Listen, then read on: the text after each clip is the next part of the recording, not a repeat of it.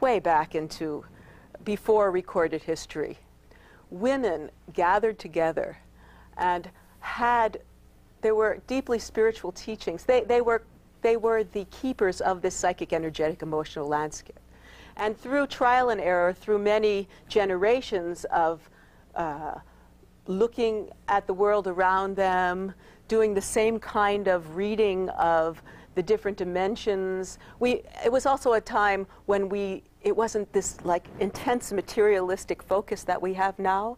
We were really focused on much larger sense of reality and on community and on caring. And women through these generations, particularly in their attunement with the earth and with the realms of healing, the realms of caring for others, the realms of politics in a certain sense, because they were great mediators. They developed a whole body of knowledge of rites.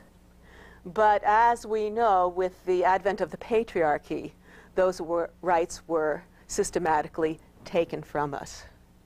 Okay. So in chapter 6, for instance, I believe it was lifting the veil from the face of modernity, you question the media-enforced vision of feminism according to corporate capitalism. What exactly are you saying there? I believe that we've been the victims of a vast collective suggestion. These realms of the mind and of energy and emotion were always part of these women's rights. It was women who were these caretakers. And they would gather together and they would discuss what was going on in their community and then be able to mediate.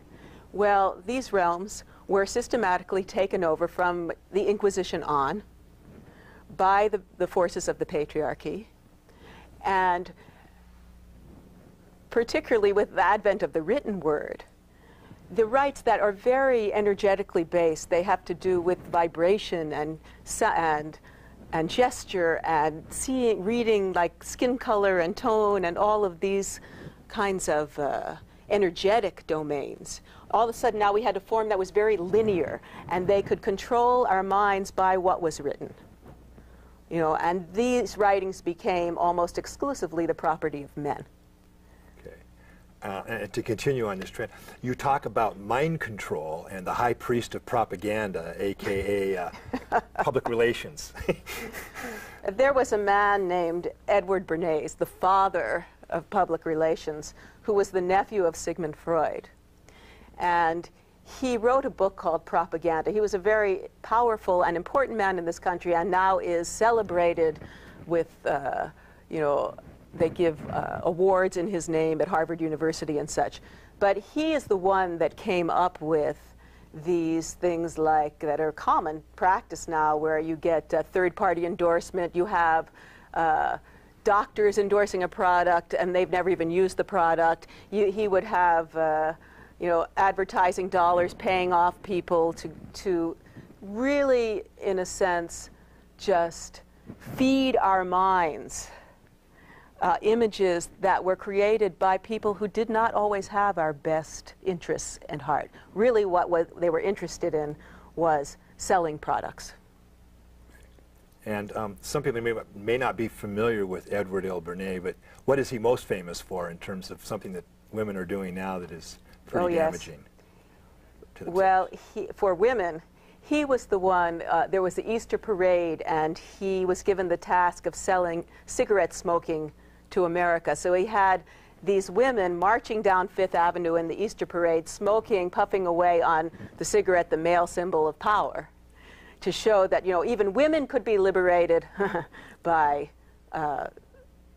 using this male symbol of power, which is something else I want to talk about, because I really feel from the time I was introduced to a different form of femininity based upon ancient traditions of the goddess, I was told that women in the West, this was by my teacher, were being systematically turned into men.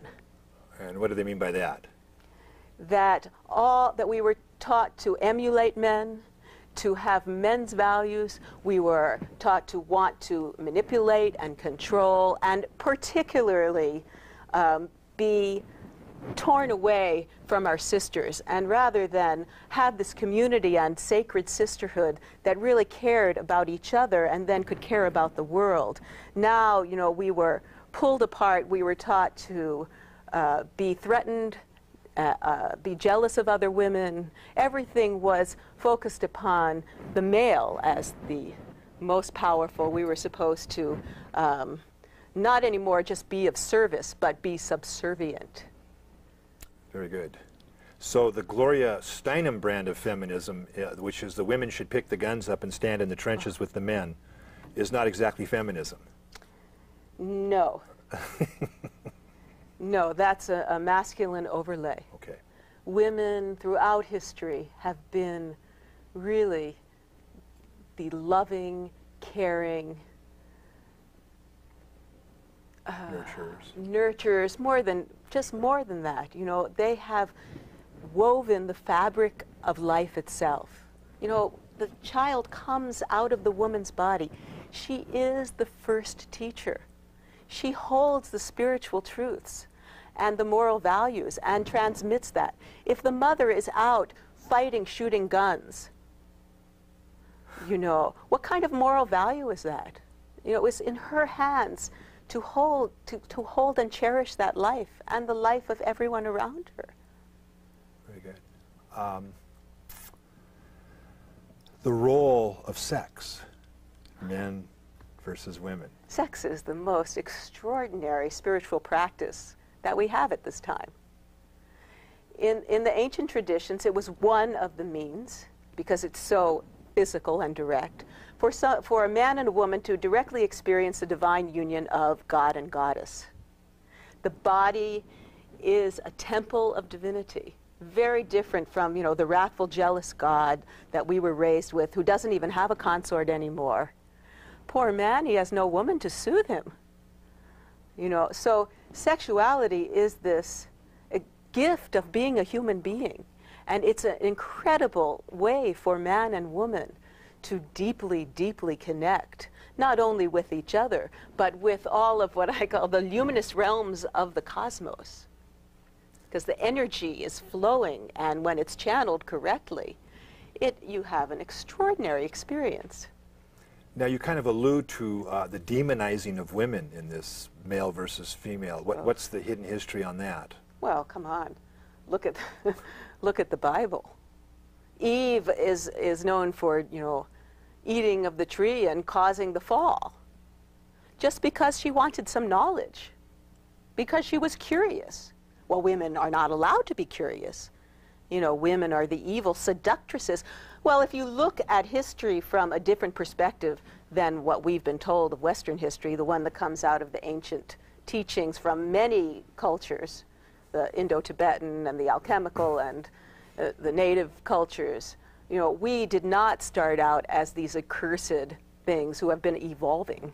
We have been actually going the opposite way in a certain sense, where we started as freshly born out of the light of divinity. We were all with truth and integrity and full of light and love and harmony. And as time goes on, this process of entropy ensues, and we go from these great spiritual truths to a time right now that the beginning is called the Golden Age, and now we go to what's called the Age of Iron, and we fall.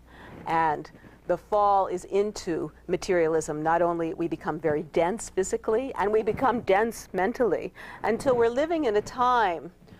So the time that we live in is foretold in so many texts. We're living in a time now where the lie is the norm. You know, the world is turned upside down. Values are turned upside down. So words, for example, like the word bad, is now, oh, bad, it means good. Or mother, which should be an honorific term, is now meant as, you know, oh, you mother.